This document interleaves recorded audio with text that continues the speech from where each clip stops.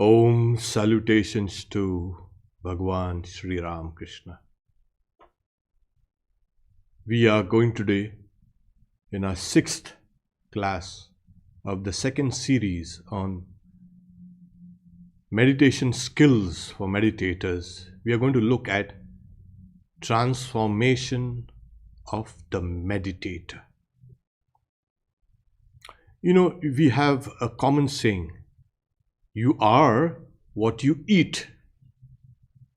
This is countered by some say, well, you are what you digest. And this is also countered by some who say, actually, the whole digestive process depends on your microbiome. So there you have. You have yourself, you have food, and you have something that connects you and the food. So similarly, we are going to, in this transformation of the self, we can bring in, there are 3 factors. The first factor is knower, the object of knowledge, and the act of knowing. The knower is the subject. The object of knowledge is obviously the object of knowledge. And the process of knowing, the act of knowing.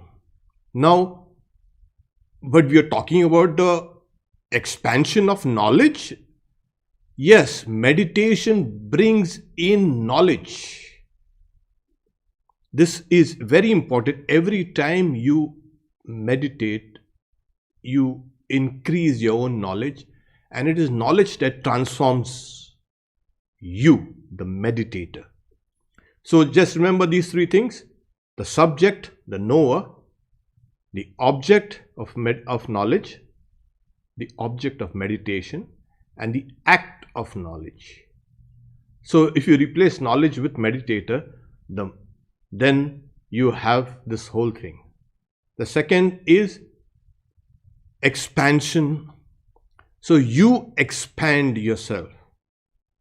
How? There are people who have been meditating and there have been transformation in oneself. But if we can keep in mind 3 things for the object of meditation, which will help in the expansion of knowledge, and that is name, form, and attributes. These 3 things have to be thought of in the object of meditation. Otherwise, it will be just a kind of a mechanical process. The third is we are going to look at practice, how to focus on the object of meditation. Okay. So we see that there are these 3 factors. It's called a Triputi Bheda. That is the 3-fold differentiation. So you have the knower, the meditator, the known, the object of meditation, and knowledge that connects them. This process, very few can kindly discern one from the other. They are so, you can say, integrated. We simply cannot separate the knower from the known and the process of knowledge. So when you're meditating, the object of meditation is moving about, that's okay. But that act of meditation has become fused, as it were, in you. Expert yogis, expert meditators can separate the 3 things very clearly.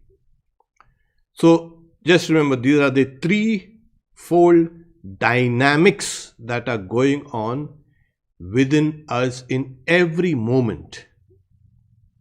Now, we must understand there are 3 things.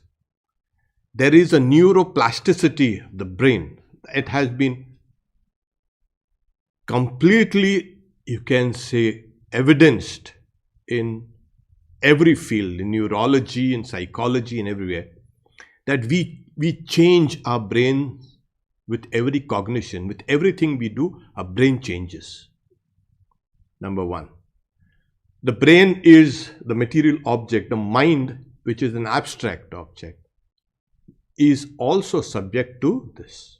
You change your mind every time you do something. There is another factor that is supposed to be the cerebral cortex, which makes us what we are: human, civilized, cultured. It is this frontal lobe, this neocortex in the brain. Part of the brain, it defines us, as I say, our intelligence. A major part of the neocortex is, which has been folded around here on the brain, acts as an inhibitory factor. Now you must understand that there are certain things you would like to do, but there is something that kind of say, oh no. This is all the training and all that we have absorbed through a culture and a civilization. It acts as a kind of a break. In old Freudian psychology, it was called a super ego. That the ego has to work within its kind of confines, it dictates. And there is another factor called reinforcement. You do a particular task or thought or an emotion comes, and then after a while, if you repeat that, the first emotion or thought or word or whatever gets reinforced. This is also important. So these three things: neuroplasticity, then you have something called inhibitory, you can say, functions of the mind, and as well as you have the reinforcement. Okay. There is a verse in the Bhagavad Gita that says, Dhyayato Vishayan. When you think of an object, what happens? There grows an attachment. From attachment grows desire. From desire, when it's thwarted, comes anger. And from anger, krodod bhavati sammoha, comes delusion. Sammohat smriti vibhrama. And from delusion, there's the loss of memory. You've lost all what you have done, all the reinforcements, everything that you've done. Smritir bhramshat buddhi nasho. And when there's a kind of a loss of memory, there's a loss of intelligence. Intelligence kind of destroyed. And when that intelligence is destroyed, what happens is a person is finished. So this whole thing, dhyayato vishayan pungsa sangasteshu pajayati sangat sanjayatika. So it rolls down. I was talking about the whole the Bhagavad Gita. In this particular verse, in the second chapter, we have what is called how a person, when the person is thinking deeply on something over and over and over again, reinforcing things, then attachment grows to it, infatuation, and after infatuation, and the desire for that object, and the desire and then anger, etc. The whole series repeats itself. The same principle can be used in order to put something positive. This is the idea in meditation. So when you're constantly thinking of an object, there grows an attachment. And then when there's an attachment, there's a desire to attain that object. Now, how do we start to building up this first thing? So the moment you start thinking of an object, you've become fused by it. Now, if the object is thought of as, you can say, divine, then what happens is you are the subject and then you have the object of meditation. These are the two things which are completely separate. And we have something called the subject and the object. You are meditating on one of them. Now the object is divine. You take any object, but it has to be thought of as divine. Then what happens is there will be a transformation within yourself. Your own divinity will be awakened by meditating on something which is divine. So you have the subject and then you have the object of meditation. So both these things are actually dynamic. It's not that the subject is still, the meditator, the object. Then the second process is, as you keep on meditating and meditating and meditating the subject and the object, then what happens? There is a gradual shift. The object of the process of meditation is this. The object comes and fuses into the subject. This is extremely important. A divine object, a divine subject has not become fused in you. You are transformed. Now, what gives us this conceptualization that yes, we are the subject, and as a subject we are meditating on the object? There are three factors that are important. Take any object for that matter, any object. What we are doing is we are attributing, we already see that there has in every object of meditation a name and a form. And there is also a meaning of that object or attributes. If we can, while meditating, keep in mind these three parts or integral aspects of the object of meditation, then the meditation becomes beautiful, joyous, and transformative. There are people who have been saying that I've been meditating for years and nothing's happening. Oh, why is that? There should never, never, never be this kind of dismay or the disillusionment in meditation. No. Meditation is a dynamic process between these three: the subject and the object and the process. And the object, as it were, merges in the subject, which is extremely important. How? It becomes so transparent. The object is still, the subject, the meditator becomes still, and then there's a reflection of the object in the subject, and then there is the gradual merging of these two things. This is the process of meditation. Every time you meditate, this transformation will take place. These three things, the knower, the object of knowledge, and the process of knowledge will fuse and become one. And if you can do that every time you meditate, it will be wonderful. It will be enlightening.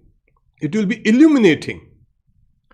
So we need to always have these three: name, form, and attributes. Nama, Rupa, and Artha. So, how do we start? Okay. Now, take any object. In the practice, we will see the practice. Take any object. Let's say we are taking the symbol Om. Okay. Now, this is a symbol that you are seeing on the screen. When you are looking at that screen,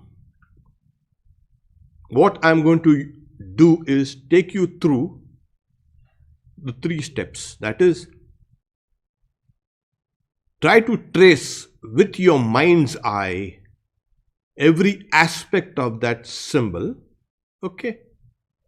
It's like a kind of a funny looking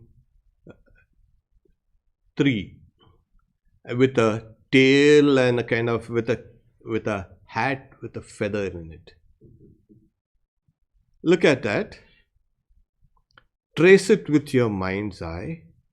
Okay. Now, when you are looking at that, that is the form. The sound of that or the name of that is Om. So you're looking at a name. You know you also know the form. Okay.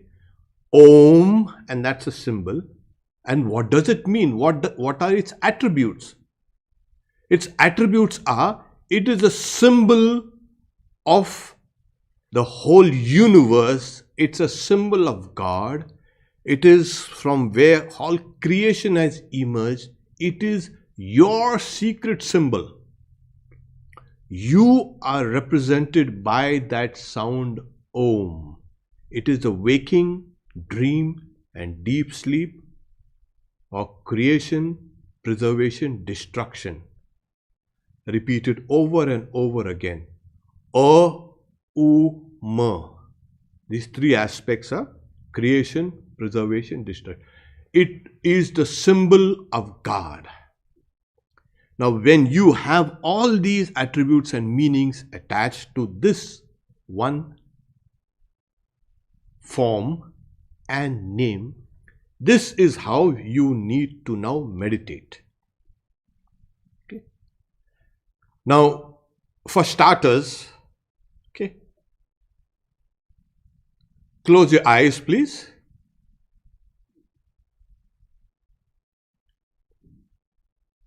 Now, you had seen the symbol and you had traced with your mind's eye the figure, the form, the rupa.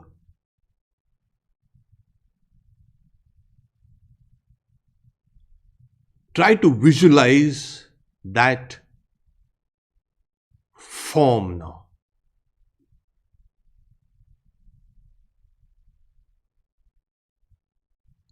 Try to visualize that form. And now repeat Om.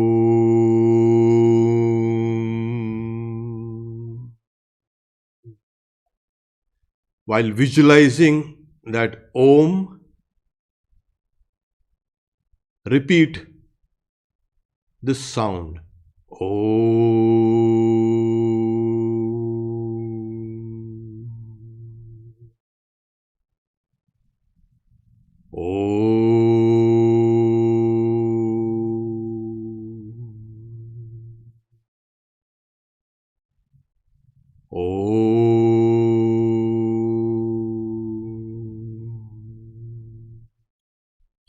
So you've got 2 things already, the name and the form, the nama and the rupa of this symbol Om. It's a neutral symbol. Now I would like you to think of its meaning. It is a symbol of God. It's a symbol of creation. It is your secret symbol. So remember, this is the meaning of this sound and this is the meaning of this symbol. So we can again open the eyes for a while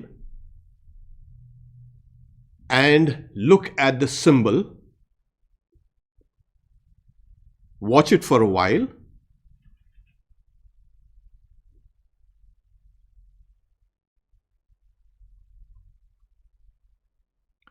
Trace with your mind's eye the entire symbol. It's the most sacred symbol, which is the essence of the Vedas. Now close your eyes, please, and repeat Om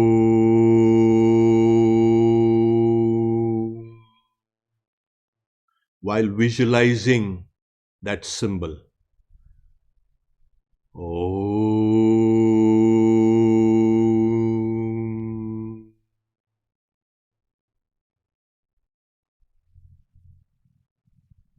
Om.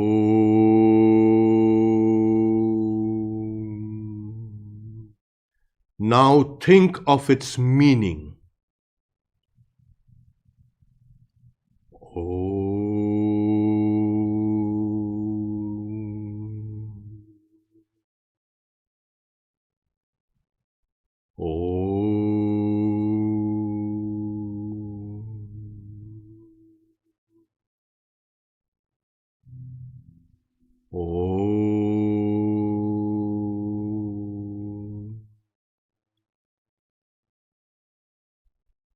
Open your eyes, please. I'll give you a little background of things. So, we had spoken about three things: the name, form, and attributes. We also have to understand those three other things that happen: the reinforcement, the inhibitory, you can say, action of the cerebral cortex, and the neuroplasticity of the brain and the mind. All these three things that happen in the brain, which are transformative, depends on one thing, and that is awareness. When you meditate, you are bringing into focus, or we can speak about it as mindfulness. When you're mindful of the process of meditation, the object of meditation, what happens is you are transforming yourself through this instrument called awareness. It is as simple as that. So when you are aware, you transform yourself through this. And in the process, your mind also is inhibited. It does not go to external things. It reinforces itself and it changes. The brain changes, the mind changes. Awareness. So these three factors: the subject of meditation, the object of meditation, the subject who meditates, and the process. These three things are integral in every act. The meditator is transformed by the object of meditation. And as it comes closer and closer and closer, you find the process becomes so dynamic, and later on it merges in itself. If these three things are taken care of, name, form, and attributes of that object of meditation, you can have that transformative, you can say, dynamism building up very quickly. I have used the symbol Om. When you meditate at home in your private space, you can take any symbol you like or that you are used to. You can take any name and form. Take the name and form of Ramakrishna or Vivekananda or Holy Mother or Shiva or Vishnu or the goddess. You can take any of the innumerable. But what symbol and what name and what form you take, its attributes have to be part of that meditative process. So when you are visualizing Sri Ramakrishna, That is the form, the name Ramakrishna.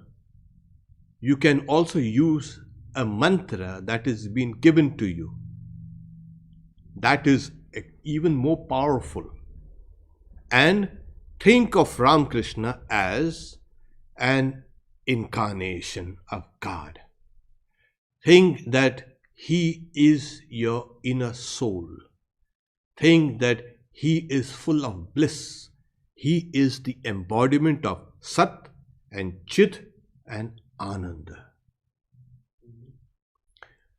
Infinite existence, consciousness, and bliss.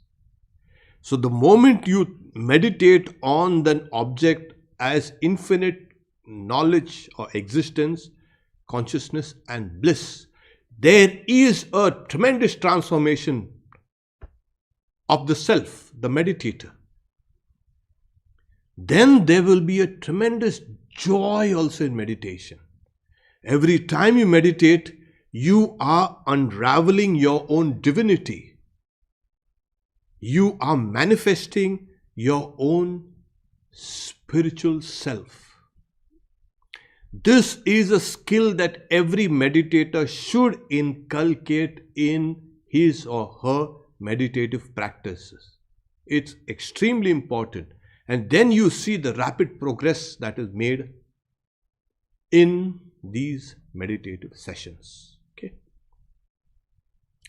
So we are talking about the Bhagavad Gita as, when you think about an object, you get attached to it, and then you get there's a desire that grows for it, and then the anger that rises, and etc., the whole steps. But now we have used those same processes, but now the object is divine. When the Gita said, Dhyayato Vishayan Pungsa, Vishayan, an object, and any worldly object. If you remove that worldly object and put a divine object, then the whole process has become transformative. This is the idea. So in that, the last series of the Bhagavad Gita, where it says that Buddhi Nashat Pranashi, with the destruction, with the you can say, when the mind, when the intelligence is destroyed, the person is destroyed. Here now what happens is, with the rise, the transformation of the intelligence in this meditation, the person is saved, the person is transformed, the person becomes divine. So instead of that ball falling down the stairs, step by step, we have reversed the process. Now we are taking the ball right above the steps, step by step. Okay, we'll stop here for questions if there are. Question. I used to see some images, forms in meditation. Now they've stopped coming up. This made me a bit anxious. Now I see a circle of light with blue or purple color. Am I going in the right direction? Depends on what you were meditating upon. Were you meditating on a blue circle or etc.? If you are meditating, for instance, on the symbol Om, like we did today, you have to again and again bring that object and clearly visualize it in your mind's eye. Any other disturbance, any other objects that come has to be pushed out. So in the previous this also classes also we had mentioned that the object of the meditation should be focused upon, it should be clearly defined, and it should be shining. Forget all things. In fact, it's a good thing that all those kind of things, that colors and other shapes and sounds that used to come, they have gone, thank God. You have to focus on the object of meditation. If it goes to the left, bring it back in. If it goes to the right, bring it back in. It has to be done over and over and over, 1,000,000 times if necessary. And then it gets stabilized. Pranam Maharaj, what do you mean that the symbol is my secret symbol? Yes, the symbol Om is your secret symbol. You are also part of the universe. You are part of the divinity. That is actually your secret symbol, your Om. In the highest states of consciousness, you will hear that sound pervading the universe.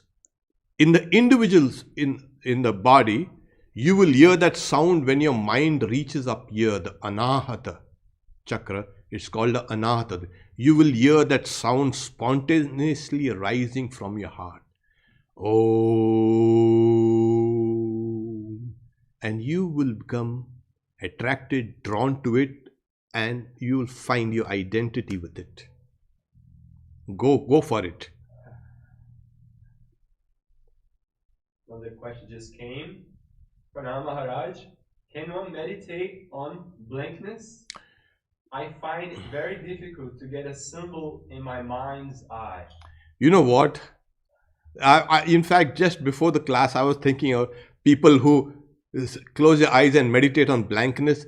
You are ultimately going to become blank also. If you're going to meditate on blankness, you're going to meditate.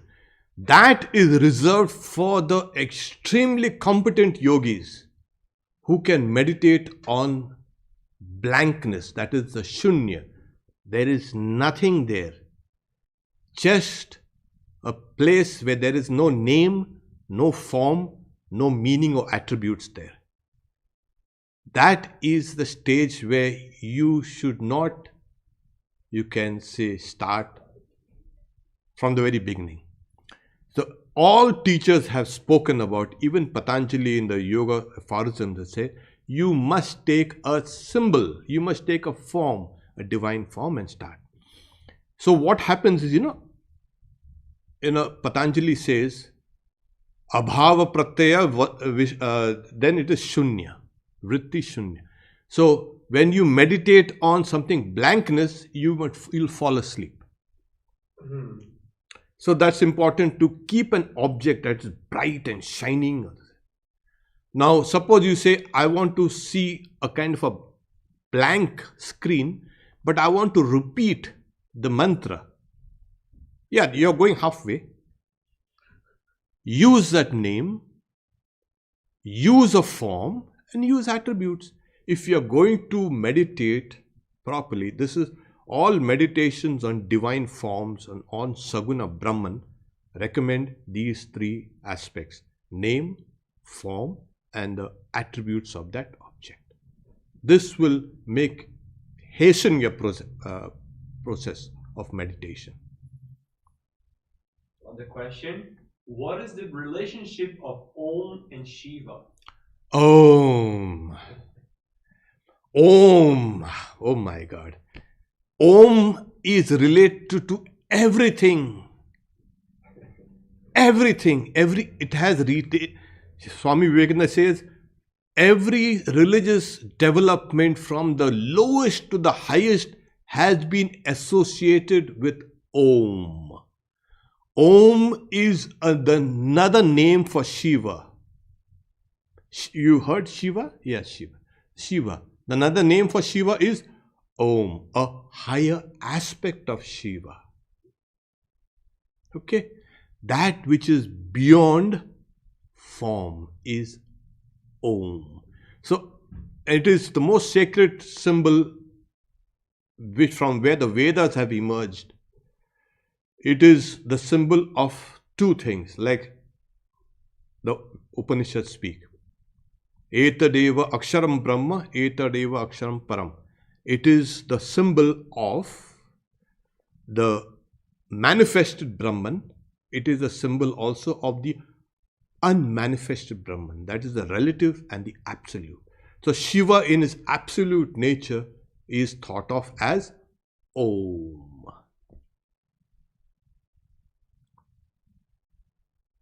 Question came. Does direction or room of meditation matter? Does it have to be specific, the direction or the room? Yes, you need to have a kind of a specific uh, location. Generally, we face towards the north or towards the east, number one. And if it is not possible, well, it doesn't matter. It's not absolutely necessary. Secondly, you must be able to meditate in that same room or place every time you go because of association. Every time you meditate in a particular place, all the divine thoughts are associated with that meditation and the place becomes holy. You are transforming that place or the room that you sit in and meditate. So it's not absolutely imperative that you do that according to the rules laid down. The important thing is to meditate in a place. So that is conducive. As long as you have that, that's okay. Question came about the last class. Question about previous class. Sense of being insulted corresponds to egotism, right? So, by going what you said, we need a counter thought for egoism. What is that counter thought? Oh, the counter thought is the ego is a puny, delusive mechanism. There's a greater entity, a greater power above the ego, and that is divinity, your own divinity. It's like, what? I'll tell you what. You are looking, California has beautiful, bright skies, but for the last 1 week, we've had, clouds coming in. So a small patch of cloud comes and covers the whole of the sun. Really, it's not possible. How can a small patch of cloud cover the massive sun? It appears to cover because of a line of vision. So the ego is nothing but a small patch of cloud covering your own divinity. Push it away. So the practical aspect is whenever you think you're insulted, okay, what happens is think of something unselfish. Think of some aspect of love. Think of some aspect within you that is compassionate and where you have displayed that compassion. Where you have been loved or you have loved others unselfishly. There's a great future for your unselfishness and morality. Have that in mind, and then the insult will become less stinging. Okay. We stop here for today. We take up another aspect of this meditation skills next Saturday again. We're going to talk about the 3 types of spaces that we experience all the time, but we do not know.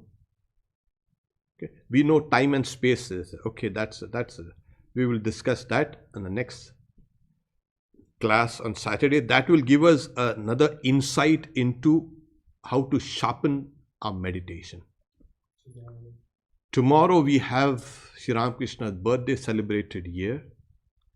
It starts from 10 o'clock and it will go right down till the fire sacrifices at 2 o'clock.